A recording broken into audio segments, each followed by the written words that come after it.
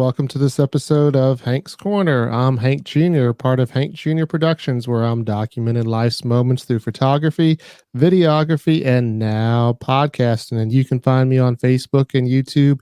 And my website is hankjrproductions.com. And today on Hank's Corner, we have the one, the only Emily Blackbird. Emily, how are you doing today? Sophia, my cat. Hi. We're doing great. She wants to meet us too. She's very involved. Okay, and I don't mind having pets on the podcast as well. I'm sure she's probably a little bit quieter. I had Dallas Remington on not too long ago, and she had our dog in the background, so awesome. I'm sure the cat's going to be a little bit more quieter than that. So I do want to find out how you're doing, because I know that you had a scare there recently where you were involved in a car accident. So tell us about that and how you're doing, first of all, because that was definitely something that I'm sure your fans were concerned about.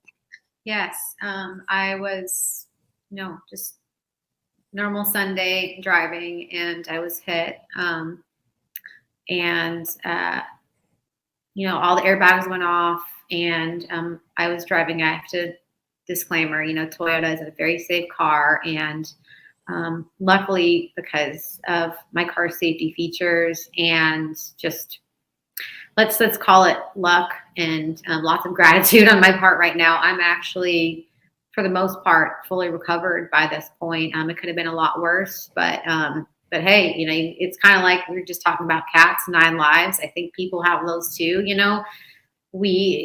It was terrifying, but I'm here. I actually just played a show the other night, so it's been about 2.5 weeks since the accident, and I am just kind of slowly getting back to life. I think I'm gonna, I might not have a lot of physical injuries right now, but I definitely am gonna have some PTSD. So I'm going to therapy, and I'm doing all the good work that I can do to make sure that I can be comfortable out there on the road again.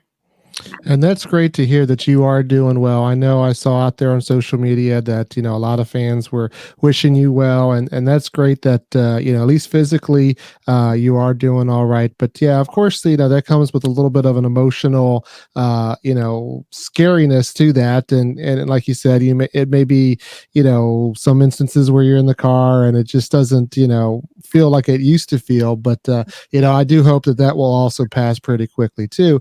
But along those lines, you mentioned something in your social media about having a new outlook on life. Tell us a little bit about that. Yeah, having a near-death experience, which is pretty much what this was. I never had that happen before, and what it does is it really puts into perspective what matters and what doesn't matter. And as someone who's always dealt with anxiety and kind of coupled with depression, as an artist, I feel like that's just kind of part of it. You feel a lot. It's made me realize that more than anything, to appreciate every moment, every day, every person, anybody that I love or care about. I'm just, the important stuff becomes magnified, and the stuff that is less important, also just kind of fades into the background. So everything that I want to do, from my creative aspirations to the kind of relationships I want to have, it's all just like tunnel vision right now. And I feel like, hey, this is my life. I want to live it right. And I think that this accident absolutely inspired me to go for it, but also to take care of myself and not push myself, too hard. I think you really have to enjoy things. And sometimes that means prioritizing yourself, which may mean canceling plans, which may mean, telling people no, which I haven't really traditionally done before. I've kind of been a yes person, but I think now after the accident, I've just seen that I'm just a bit more, calculated with what can I do to make sure that I live every day to the fullest, And that's kind of great that you are taking that approach now. Nobody likes to have anything that is dramatic that causes that. But if you can take some good out of it, then that's awesome. And if you can, inspire others to do the same, even better. Yeah. So, like I said, I'm glad you're doing well. So usually my first question is I always ask the artist is, where are you calling in from? So now I get to ask that. Tell me where you're calling in from today. Nashville, Tennessee, my friend. Okay. And so tell me about because you haven't been in Nashville that long, but you come from the West Coast, correct? Yes. Okay. So tell us a little bit about kind of where you grew up and that sort of thing. Sure. I'm from Northern California, which is kind of like East San Francisco Bay Area. So kind of Oakland, think Oakland, think Berkeley, think, college town, but also hip hop and underground punk rock, not really the epicenter of like country, but I'm from El Cerrito, and Creedence Clearwater is also from El Cerrito. Okay, there you go. A little connection there. And I've been to San Francisco, well, I guess twice. The first one I can't remember as a little kid, but when I was older, I got to do it for work. And I like going out to San Francisco. The weather's awesome out there, and there are some nice things about it. Tell me, what do you miss about that, the California lifestyle? I think I try again, just with my new outlook. I try to like be appreciative of where I'm at. But I do miss the ocean. Okay. There's so many beautiful things here in Tennessee, though. Like the people are so kind, the musicians are incredible. There's beautiful, the lands. There's everything's a little more spread out. There's farms. You know, there's just it's so green in the spring. There's things like that. But in the Bay Area, we have the ocean, and Hmm. California girl miss the ocean a little bit. Yeah, and I kind of like the ocean too. I'm not a big ocean person per se, but I like being able to look out and see that. So I'm in the Tampa Bay area, and so I get to see that on my way to work every morning. So for those who don't know, the reason I came across you, or how I came across you, was through your publicist at Brickshore Media. And for those who are well at my podcast, they know that I've had Molly Lovette on and Andrea Vasquez, and now you're just another one of the talent that Brickshore is just putting out. So they're doing pretty awesome over there. I love them. They're fantastic, and they're really like the nicest people. And I always like to share that because we have all these partnerships and just working with people that you truly are like really enjoying their presence and their company, and learning so much from them as well. It's a really great gift. And how often do you actually get to work or collaborate with other people within that agency? Because I did see a picture of you and Andrea, but how often do you guys actually really get together? We've tried. It is hard as artists with busy schedules because they don't always come together. But I've definitely been in talks with Andrea and some of the other folks at Brickshore about doing some co-writes and stuff, and we will get to it. It's just a matter of just the timing falling into place, and it will. Yeah, that does happen. But so you actually have a debut single out that's doing pretty well. It's called Ordinary Dream Girl. Tell us a little bit about that. Ordinary Dream Girl. It's the last song I wrote before my album, which is not out yet, but it's been recorded. Before it was completed, I wrote this song, and it was a song I co-wrote with myself. And it was just sort of capturing a moment. Okay. And so I believe that record is going to be called Broken Record when it comes out, correct? You are on it, my friend. And I am curious because I have actually started collecting vinyl again. Will that being that with the name being Broken Record, any plans on putting that out on vinyl? Oh, you bet. I mean, I'm going to definitely try to make that happen to the best of my ability. I mean, it's only fair, just hopefully it's not broken when you open it, Yeah, well, then it just live up to its name. But so I'm definitely enjoying Ordinary Dream Girl. So let's go ahead and play it here on Hank's Corner.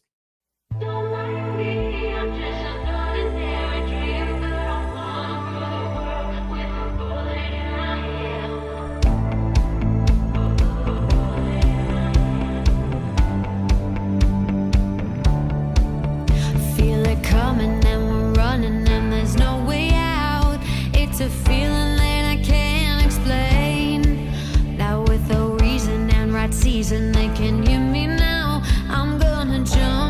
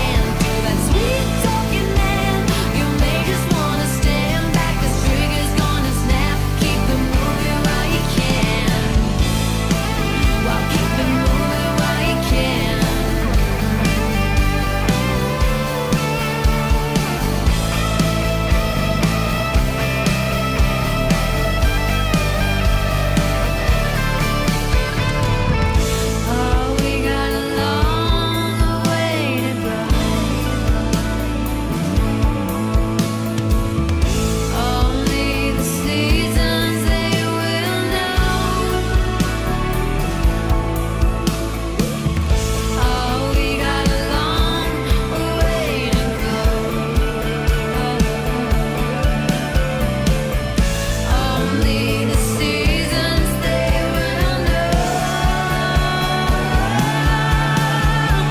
Don't mind me, I'm just an ordinary dream girl. Sweet talking man, you may just wanna stand back. This trigger's gonna snap, keep it moving while you can. I'm just an ordinary dream girl. Sweet talking man, you may just wanna stand back. This trigger's gonna snap, keep it moving while you can. I'm just an ordinary dream girl, wanna rule the world with a bullet in my hand.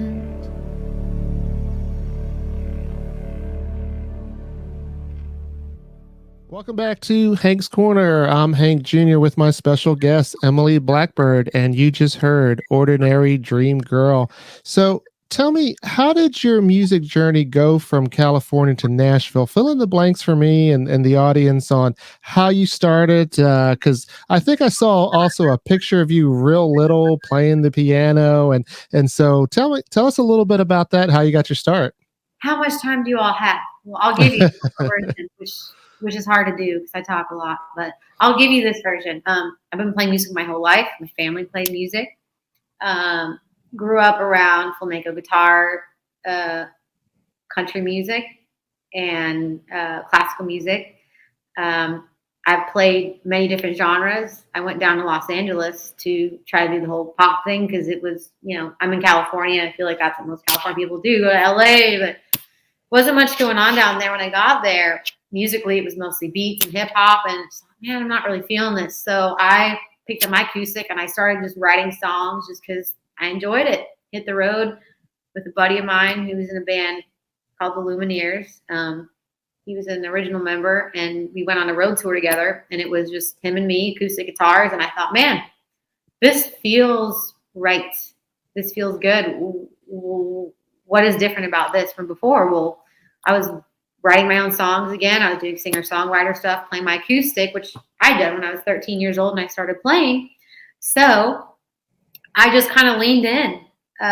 Sure enough, I was playing in a friend's living room, and someone in the music industry who's pretty successful heard me playing, and he called Nashville, and he called everybody he knew, and he got me co-writing with some people in Nashville. He got me singing some songs by big writers, and led to me finding some management, led to me making an album. And after making the album here, I just thought, well, geez, I feel like I had left my home here in Nashville. So as soon as I could get it together, saved up some money and brought my cat, moved here, and didn't have a laundry when I moved here. I had cockroaches in my apartment. I, was going to the laundromat to do my laundry across town, and I didn't even have a car when I got here. But, and that was 6 months ago. I have a car now, no cockroaches, and I've got a laundry. So we're moving right up. We're moving up.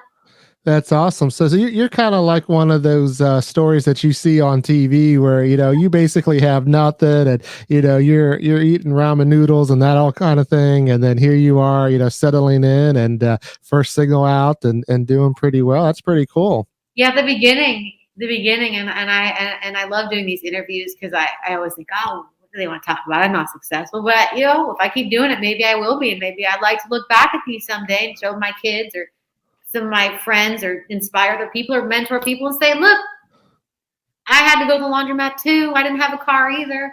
I had to work 5 jobs too. That's okay. I feel like we should normalize this.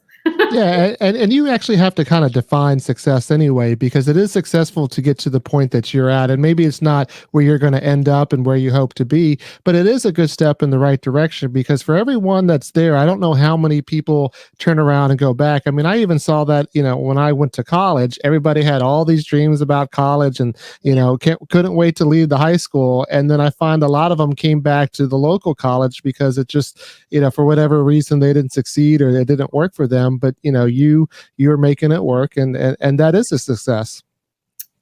Thank you. I so appreciate that. There's days where I wake up and I'm like, I'm doing a great job, and there's days where I'm like, what am I doing? And today was kind of those like, what am I doing days. So thank you for saying that. Well, I still have that, and I have a normal job, 9 to 5 that I know I'm going to, and I still wonder sometimes. But so you mentioned that your family was all into music, and I know that your grandfather made guitars. So did you ever, get one of the guitars that he makes? Do you, ever play it, or tell me about the instruments? So my family's been calling me. I was so little, I thought it was my grandfather. It was actually my uncle. And the reason I got that confused is because they would play them together in the Mm. room. So my uncle made the guitars, and yes, I have been blessed to. We have some back home. My mom has some, and they're prized possessions of my uncle. So he obviously has most of them. But I remember sitting in the living room when I was a kid, and he'd be playing, and my grandfather would be playing, and they'd do these flamenco guitar battles. And I would want to play. So I pick up the guitar, and you could barely fit your arm around, you're doing this, and just trying to fit my hand around the neck, and your hand's up here, and you're doing all this. And they said, someday your hands are going to be big enough. And I would just start crying because it's frustrating. Little kids, they're like, I want to do it. Yeah, and I actually tried to play the guitar when I was in 6th grade, did some classes with the school, and I guess I just never really, got the hang of it, and it just kind of went by the wayside. I did sports, but here I am at 44 years old, and I'm like, you know what? I think I may want to try that again. So, how was it for you to learn to play the guitar? Was it easy, something natural, or something that you had to struggle at? Honestly, I'm not saying I'm the best guitar player because I'm not.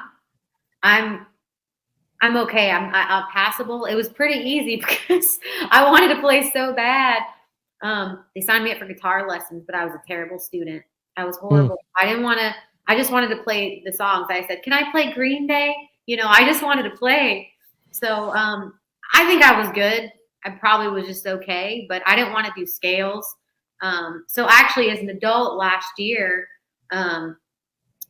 Thanks to my manager, John, he recommended a guitar teacher, and I had some formal lessons again, doing all the things that I missed when I was younger, all that structural stuff. And, I could always carry a tune, but I really just have been playing by ear for years because I figure it's music as long as it sounds okay. Right. Turns out there's a way, and I want everybody watching to know that there is actually a way that you're supposed to play for longevity, for your body's health and safety. So I'm not a doctor, obviously, but I'm telling you, if you take guitar lessons, it's definitely valuable if you want to be playing for a long time. So. Okay, that's good to know. I mean, I don't know how long I'll be playing. It may just be 6 months again, and then I'll be like, you know what? I'll go back to my day job. But so one of the videos that you have out right now on YouTube is "Love You Anyway." It's an acoustic version. So we're going to go ahead and play that, and when we come back, we'll talk a little bit more about that. Awesome.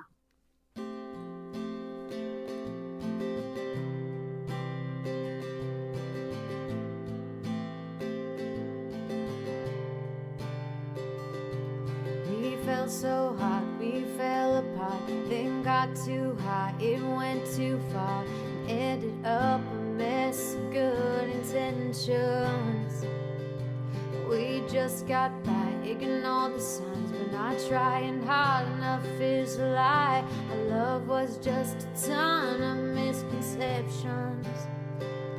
We led such different lives. I can't run, but I can't hide. And I know that it's because of you that we the right that's wrong. We're a sad old song, but I will love you anyway.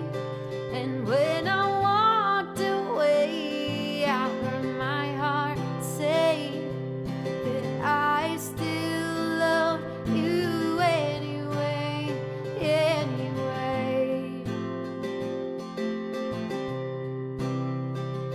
Yeah, no. I saw you downtown, still hurts somehow. Yeah, she's so pretty. I thought I'd be the hard one to get over. Now we're living our own lives. I can't run, but I can't hide. And I'm hoping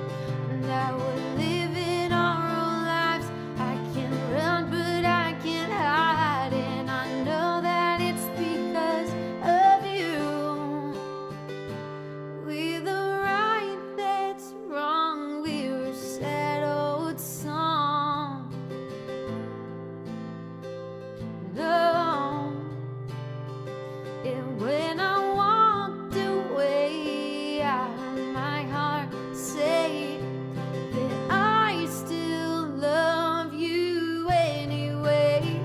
'Cause we the right that's wrong, we're a sad old song. But I will love you anyway. And when I walked away, I heard my heart say I still love you anyway. I love you anyway. Yeah. I'ma love you anyway. Yeah. I love you anyway. Oh, 'cause I still love you anyway. Yeah.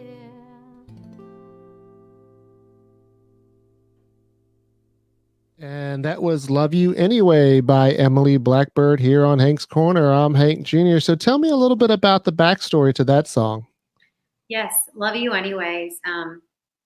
It's the basis of it is about um, it's near and dear to me. It's about a relationship that I was in, a few years ago. I would say about 3 or 4, with someone that, I think part of me loved them. They didn't really have much.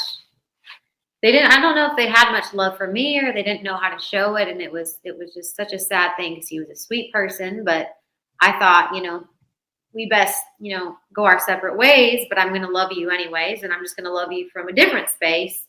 And I think that it's okay to have love for people, but realize that it's not the healthiest thing for you or for them to be in a relationship or whatever, and it's just the song is basically an expression of, I'm going to love you anyways, and we're the right that's wrong, and all that kind of stuff. And I think that is such, that's something that has happened to so many people that I talk to is you have, a relationship and for some time it seems okay. And then, you realize that maybe our lives don't really go well together, but that's okay. And I think that people misinterpret what they need to do in a breakup. They think they need to get angry or whatever. It's like, no, you can still love someone from afar. And that's kind of the message of this song.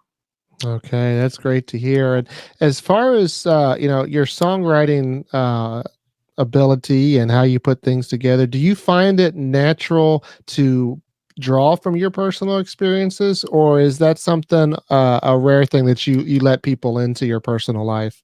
I don't often tell people that my songs are about my personal life, but the truth is that the songs that I hear in my head that come out, I really don't write them. They're kind of, I don't know where they come from, if it's God, if it's like guardian angels, but the songs that come out of me usually is like some kind of therapy and processing. It's like my brain processing an event, an instance, and it comes out in a song.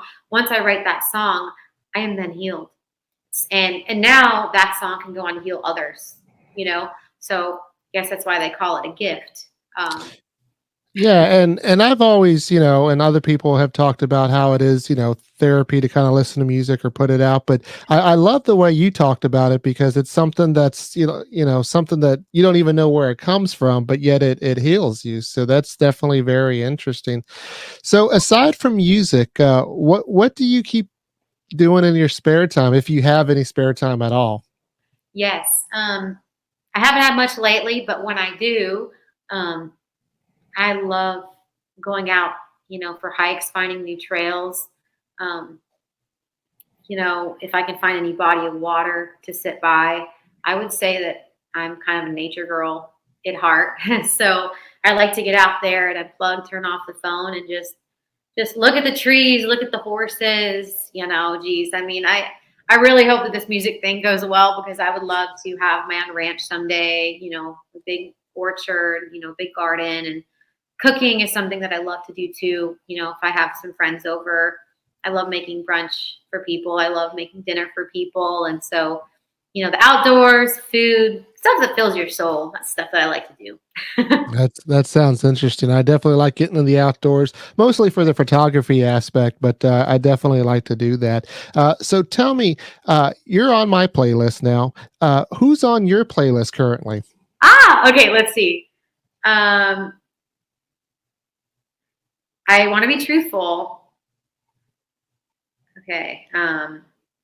Tracy Chapman, Donna Summer, Bob Marley, Simple Plan, Tame Impala, Tycho, and the Killers, and Hmm. Akon. Okay, so definitely a wide variety there. It's always interesting to hear about that. But I know that you do, a few covers. Obviously, when you're in Nashville, a lot of times you spend doing his covers, and I think. Well, I don't even know if you call it a cover. I guess between karaoke and a cover, I guess "Still the One" was one of the earliest songs that you'd like to sing when you were little. Is that correct? That's so sweet of you. I don't know how you found that out, but yes, that was on the karaoke machine, and it was one of the first songs that I heard that just, you could just hear the realness in the vocal there, um, and I just thought, man, if I can deliver a song like that, whether I'm singing it or writing it, I'll you know, be happy with my life.